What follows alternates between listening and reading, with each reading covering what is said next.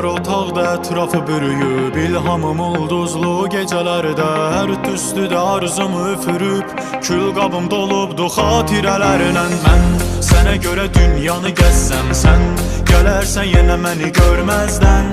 Uçduğum buludlardan en əmin ol, dünyanın mərkəzi deyilsən mən. Sənə görə dünyanı gəzsəm, sən gələrsən yenə məni görməzdən.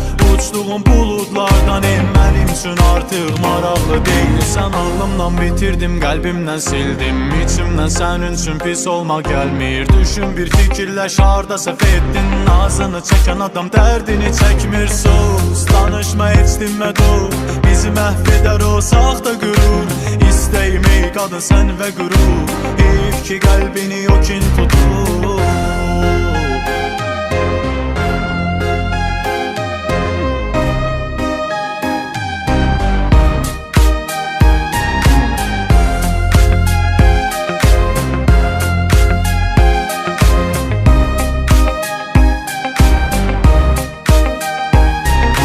Dumanlar otaqda ətrafı bürüyüb, İlhamım ulduzlu gecələrdə hər tüstüdə arzumu üfürüb, kül qabım dolubdu xatirələrlə. Mən sənə görə dünyanı gəzsəm, sən gələrsən yenə məni görməzdən.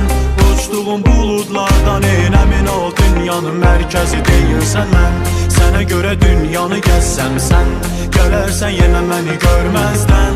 Uçduğum buludlardan en mənim üçün artıq maraqlı deyilsən. Aparır o yollar günləşə məni, sözlərimiz dolu mənası dərin. Bəyaz göyərsinə bənzətdim səni, quzğun olduğunu hardan bilərdim o.